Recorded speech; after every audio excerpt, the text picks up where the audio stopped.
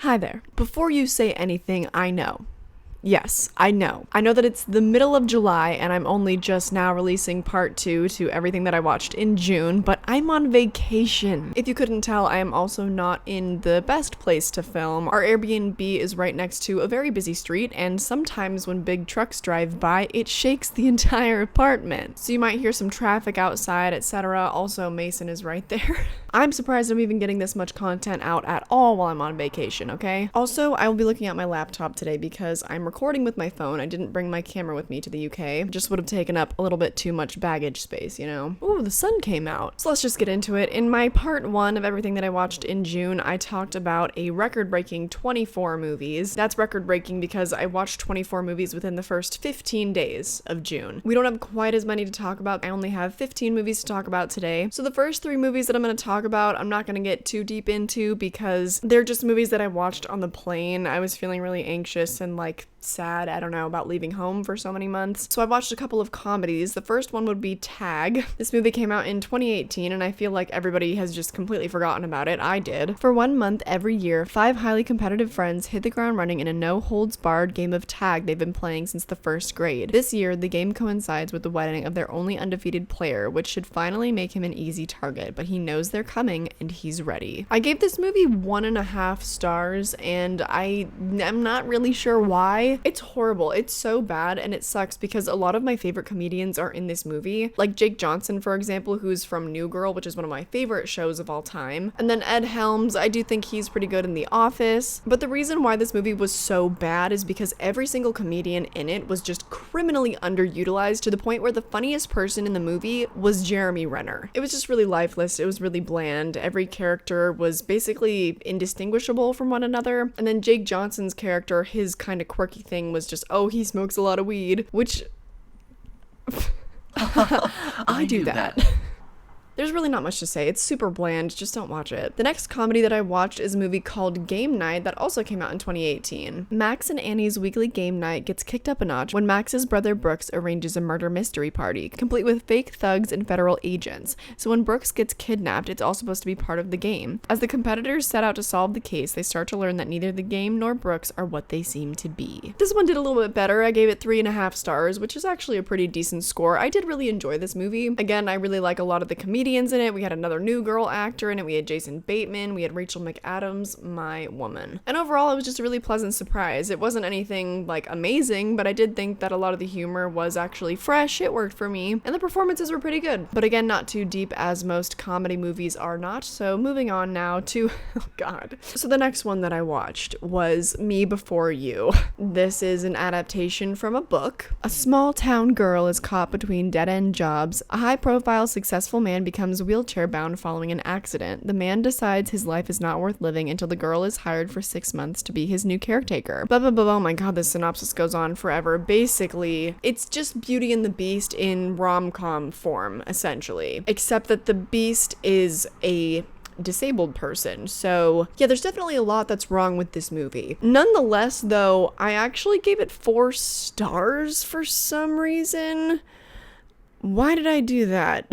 I think I did that ironically because the movie is very, very bad. There are not 1 but 2 Ed Sheeran songs in it. And also the disabled representation is just no good, obviously, from that synopsis. This man, now being disabled, he's a quadriplegic, so I believe he has no movement from his neck down. He decides that even though his parents are billionaires and own a castle and he can basically go anywhere in the world that he wants, he can live as comfortably as humanly possible, he still decides that life is not worth living, which what exactly is the message there? Let's not get into it. Those 4 stars were definitely ironic. I did cry a lot though, but I think it's because I was very exhausted. I was on an 11-hour flight, okay? Don't blame me. Okay, finally, a horror movie. The next movie that I watched was one that Tiago showed me, and that was Eden Lake from 2008. When a young couple goes to a remote wooded lake for a romantic getaway, their quiet weekend is shattered by an aggressive group of local kids. Rowdiness quickly turns to rage as the teens terrorize terrorize the couple in unimaginable ways, and a weekend outing becomes a bloody battle for survival. This is another one that I also gave 4 stars, but those 4 stars were actually earned. And also, recently I made my list of top 10 forest horror movies, and I wish that I had waited to make that list because I think this movie would have been on it, or at the very least it would have been an honorable mention because it was a really good movie, but like, sheesh, I will never watch it again. It was way too hard to watch. It was so brutal. But I do want to say that that's a compliment to the movie because it wasn't just all about the shock value. It all,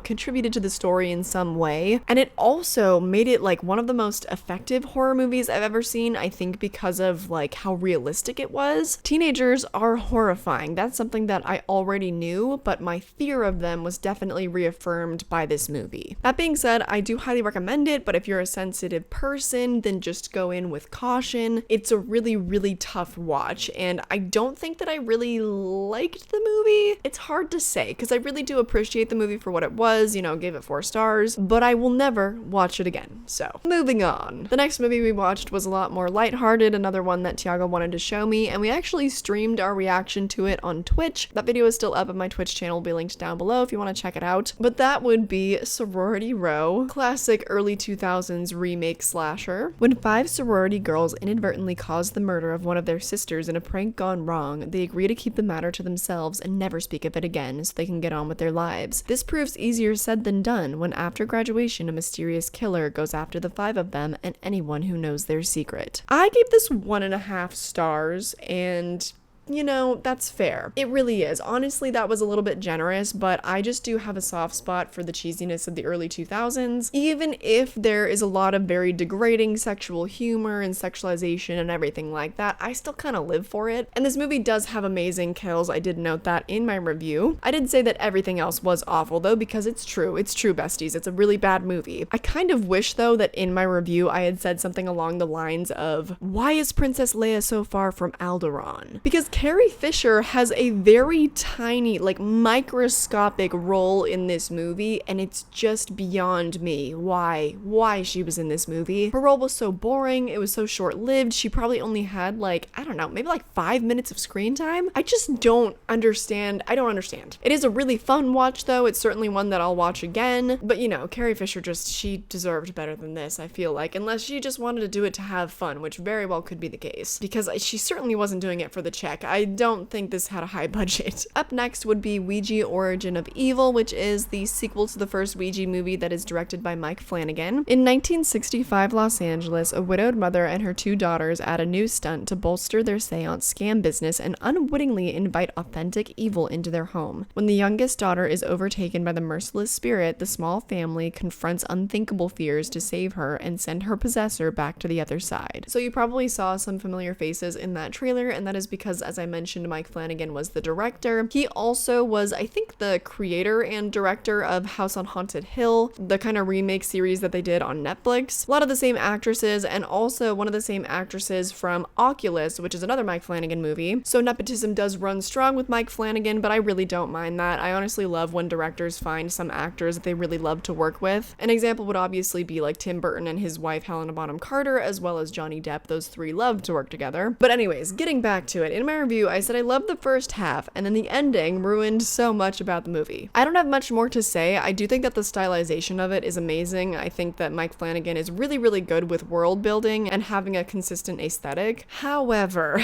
the story of this movie was quite dumb, and to be frank, the end credit scene just broke me. So yeah, there's that. There's a lot that's good about the movie. I gave it 2.5 stars though, because the ending put such a sour taste in my mouth. I was not with it. A lot about it just didn't feel very well earned to me, and also just a lot of the scares and stuff was nothing that we hadn't seen before. And yeah, I mean, this came out in 2016. Maybe that's a little bit unfair because we were right in the trenches of our like Insidious Conjuring era when this stuff was all popular, but a lot of people have said really good things about that movie, and really the only thing I can say is the style was really good, a lot of the acting was decent, but other than that... Anyways, next movie, and that would be I Know What You Did Last Summer from 1997. As they celebrate their high school graduation, 4 friends are involved in a hit-and-run accident when their car hits and apparently kills a pedestrian on an isolated roadway. They dispose of the body and vow to keep the incident a secret. A year later, somebody starts sending them letters bearing the warning, I know what you did last summer. This one got 4.5 stars from me. I also gave it a little heart. This is one that I had seen before, but it's been several years. And honestly, I did not remember it being as good as it was. I know there are a lot of people, especially in the horror community, that say that the ending and the kind of twist killer reveal doesn't really make that much sense. And you know, I think I would beg to differ. It doesn't provide the best amount of closure, and I would go more into it, but I don't want to spoil it for anybody that hasn't seen it. But it definitely doesn't follow the traditional kind of whodunit formula. But because of that, I do find it to be really unique. I think the story is unique, and for that reason, very likable. It also has some of my favorite late 90s,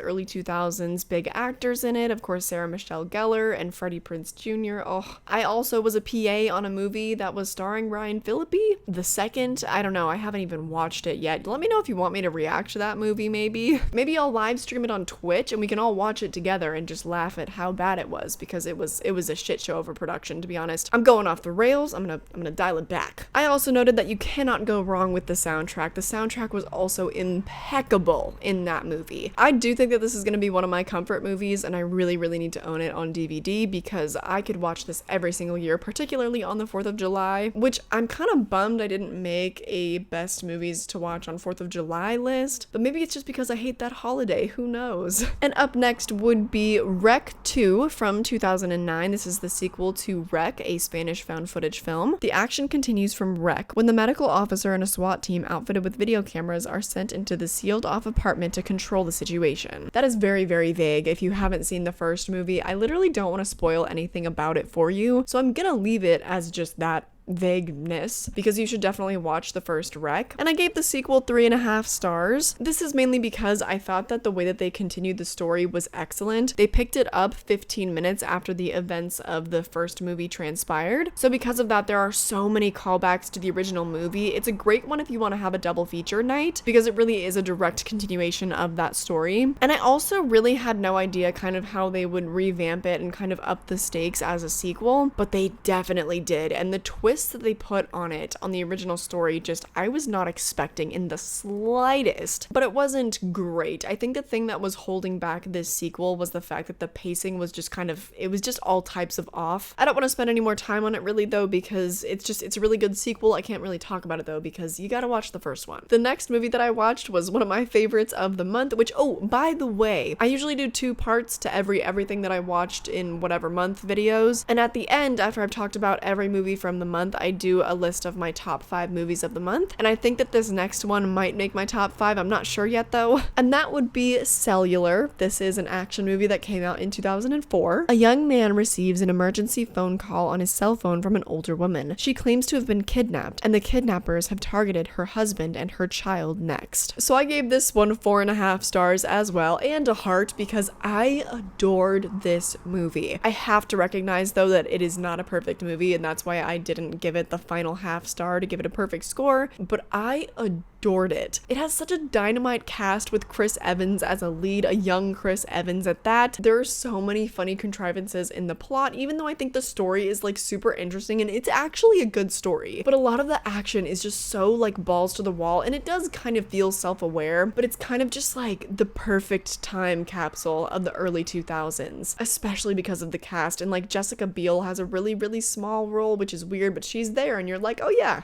the early 2000s. They use flip phones. It's just beautiful. This is now a new favorite movie of mine just because of like how dumb it is and how well I feel like it embodies, I don't know, my childhood. The next movie that I watched was Scary Movie, somewhat of a beloved spoof movie in our horror community, following on the heels of popular teen scream horror movies with uproarious comedy and biting satire. Marlon and Shawn Wayans, Shannon Elizabeth, and Carmen Electra pitch in to skewer some of Hollywood's biggest blockbusters, including Scream, I Know What You Did Last Summer, The Matrix, American Pie, and The Blair Witch Project. I gave this one 1.5 stars, and I have talked about this movie already already on my channel and on Twitch. We did a live stream of our reaction to it. We also did a reaction to Scary Movie 2 as well on Twitch, and in my review I just said I knew it would be offensive, but I didn't know it would be that offensive. The weed humor was pretty top-notch though. That's all facts. I was fully prepared. Like, I go into a lot of early 2000s movies expecting a lot of, offensive stereotypes, offensive jokes, a lot of sexualization. I go in knowing that's what's coming because I have the ability to criticize media while still enjoying it. A lot of people come to my channel and they seem to get that twisted, and then they comment very annoying things, and then I have to mute them. I went into this movie expecting a lot of, poorly aged humor, let's say. I didn't know that all of the humor of the movie would be so offensive. I don't want to be a broken record because I've already talked about this, but like entire scenes dedicated to offensive and very harmful stereotypes, and then just calling it comedy. Like, I don't understand that, because there are some comedies from the early 2000s that didn't have to rely on stuff like that to be funny. They didn't have to rely just simply on shock value and like belittling marginalized groups. It was just like one of the most unoriginal things I've ever seen, and I gave it 1.5 stars though, which is a little bit generous, but it's because I do actually think that the story of the movie was interesting, however incohesive it was. There was a good twist. Like, it's not all bad, I think enough said though, let's just move on. The next movie I watched was really good though, and that was Black Swan, that came out in 2010. A journey through the psyche of a young ballerina whose starring role as the duplicitous Swan Queen turns out to be a part for which she becomes frighteningly perfect. I gave this movie 4 stars because it got a lot right. It's also highly unique. I think that ballet kind of in and of itself is a bit horrifying. Not the art of it, because it is beautiful and I appreciate so much the way that they just put their bodies through so much in the name of art, but that's kind of what this movie was exploring and how actually damaging it is. I just simply could not imagine the life of being a dancer or being a ballerina. The way that they just destroy their bodies in the name of art and whatever, I mean, they're ripped, they look really good, but their bodies ultimately end up being destroyed. And I would imagine that a lot of them kind of have a similar experience to Natalie Portman's character. It's obviously highly dramatized in this movie with the crazy, insane visuals and all the weird, wacky twists of the movie, but it kind of felt like what someone would be internalizing externalized, if that makes sense. But I did knock off a full star because I said that the constant twists of the movie were a bit overwhelming, but definitely gay, so fuck it, 4 stars. Sometimes I try to be funny, That's what I feel like kind of holds this movie back from being a perfect movie, is just in the end, it just kind of gets a little bit too convoluted and you don't really know what's real, which is fine, and that's just Darren Aronofsky's style, it seems. I do want to watch more of his movies. A lot of people either love or hate Requiem for a Dream, but that's one that's been on my watch list. So yeah, I highly recommend Black Swan, especially if you're somebody that enjoys really artistic movies. Up next is another rewatch for me, and that would be Midsamar from 2019. 2019. Several friends travel to Sweden to study as anthropologists, a summer festival that is held every 90 years in the remote hometown of one of them. What begins as a dream vacation in a place where the sun never sets gradually turns into a dark nightmare as the mysterious inhabitants invite them to participate in their disturbing festive activities. Welcome to a very, very rare and beautiful occasion when I give a movie 5 full stars and a heart. Midsamar is a perfect movie to me, and I know that a lot of people like to say that perfect movies don't exist, but my definition of a perfect movie is just a movie where I wouldn't change a thing, and where I feel like the movie effectively communicated something to the point where I don't think there is any better way that they could have communicated it. This movie did what it needed to do, and it did it very, very, very well. Perfectly, if you will. Also, this movie stands as proof that I too would join a cult if I had a boyfriend as shitty as Christian. That movie is just, it's really disturbing, so it is kind of a tough watch sometimes, but I get so hypnotized by that movie. The depiction of them like tripping on shrooms and stuff is so accurate. I have not seen a movie that depicts things so accurately and pays such close attention to details and triggers and dealing with PTSD, and there's just something new in it to pick up on every single time that I watch it, and that's why I love Ari Aster so much. Up next is the antithesis of Midsamar, and that would be Scary Movie 2 that came out in 2001. The sequel to Scary Movie takes comedic aim at haunted house movies. A group of students visits a mansion called Hell House and murderous hijinks ensue. This one got a half star. I said half star for the cat fight. And I don't mean two women fighting. I mean, well, one woman is involved. One woman has a fist fight with a cat. That was the only redeeming scene of this entire movie. I don't know what to say. What do you want me to say? The movie is trash. Throw it in the garbage. And I won't dedicate a second further of my life to that movie. So moving on, Wrong Turn from 2021 was the next movie that I watched. Jen and a group of friends set out to hike the Appalachian Trail. Despite warnings to stick to the trail, the hikers stray off course and cross into land inhabited by the okay. The synopsis kind of ruins the entire surprise in the first act, and that's a problem because if you know that going into the movie, it kind of ruins the biggest like major spoiler in the movie. So don't do that, and definitely don't watch trailers, my god, because Tiago told me that in the trailer they ruined that first spoiler, like the first act twist of the movie, and had I known what happened before watching it, I wouldn't have felt nearly the same shock, and I definitely wouldn't have liked the movie as much as I did because I gave it 3.5 stars and I gave it a heart. The reason why I knocked off a 1.5 stars is because I thought that the pacing of it was honestly pretty bad. To me, I think that they just tried to cram so much into one movie. It was like they were trying to cram an entire trilogy almost into a movie, or an entire limited 8-episode series into one movie. I actually think it would have worked pretty well as a TV show. I think that would have been cool. Or no, I don't know, maybe there wasn't enough story for a whole TV show, but at least a trilogy, I think, because there was a lot going on. But I was really into it. I thought it was a really, really unique take on the original story. They basically kind of flipped the original story completely on its head, and I won't explain how because of spoilers and blah, blah, blah, blah. But I also know that this movie is very polarizing, and I don't really like the original, but I really liked this one, so I'm sure there are a lot of people that feel the exact opposite. I don't know, I enjoyed it, but I know it is a polarizing one, so let me know where you fall on the spectrum. Do you love it or do you hate it? And the last movie that I watched in June, and then I'll get into my top 5 of the month, and that would be 10 Cloverfield Lane from 2016. After getting in a car accident, a woman is held in a shelter with 2 men who claim the outside world is affected by a widespread chemical attack. So this stars the lovely Mary Elizabeth Winstead as well as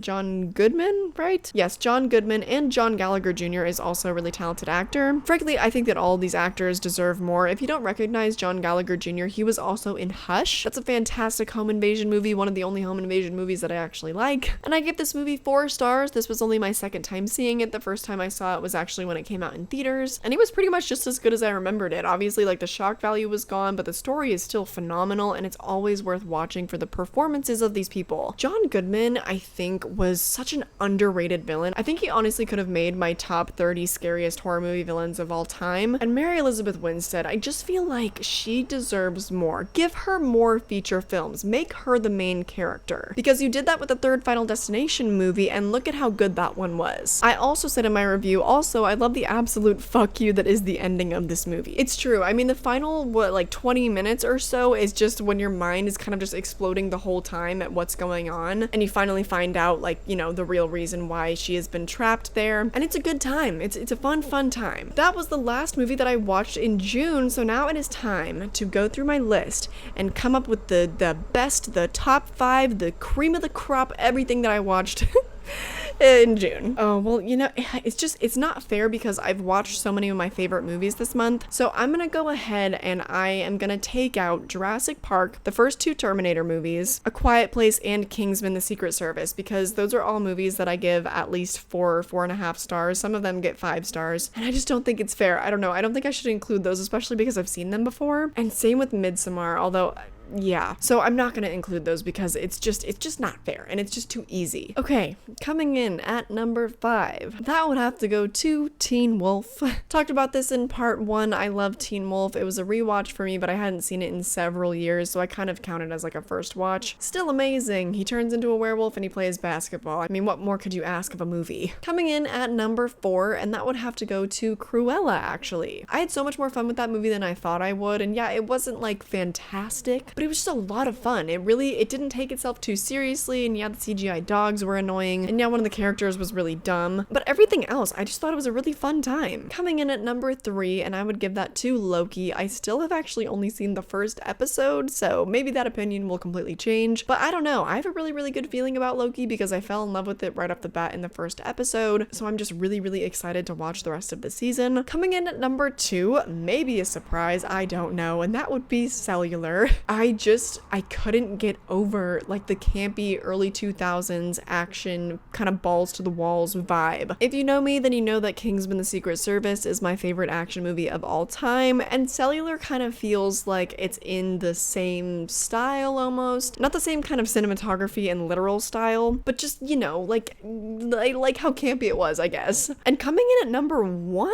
What? Honestly, yeah, coming in at number 1 was I Know What You Did Last Summer. I don't even care. It just kind of had everything that I loved about the 90s in it. Some of my favorite actors, an amazing soundtrack, a unique spin on a whodunit story. It was a slasher, yeah, but it focused a lot more on the characters and the actual story of it rather than just, you know, rah, kill. I don't know, sorry. Yeah, I don't know. I don't need to justify myself. It was my favorite of the month, okay? I also want to give some honorable mentions because I did watch The Sixth Sense. I watched Saint Maud. I enjoyed The Conjuring 3. 12 Monkeys was a good one. And Black Swan, 10 Cloverfield Lane, Wrong Turn. Those were all good as well. But yeah, that does it. That does it for everything that I watched in June. In July, I have a feeling I'm not going to be watching quite as many movies, so maybe I'll just do a wrap up all in one video next time. That's because right now we are visiting Seb and Leanne in Nottingham, or they make fun of me for how I say it. I'm sorry. I'm visiting them in Nottingham.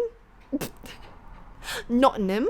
And then next we're going to be going to a couple different cities in Scotland and traveling around and then ending our trip in London. Or well, Mason's going back home after London. I don't know, I might stay here. I don't have a ticket home yet. But yeah, thank you for keeping up with me even as I go on my adventures. I'm glad that I can still film for you guys and interact with you guys, and that's what's so great about doing YouTube, honestly. I'm so appreciative of you guys joining me and coming to watch my live streams and just engaging with my content in general. It really helps my channel out a lot. That being said, I would love if you gave this video a like, and also if you're new, click the subscribe button, click the notification bell so you never miss a new upload from me. And all my social media and my vlog channel where I'm documenting all of my adventures will be linked down below. I hope that you enjoyed this video and I hope to catch you in the next one. Bye!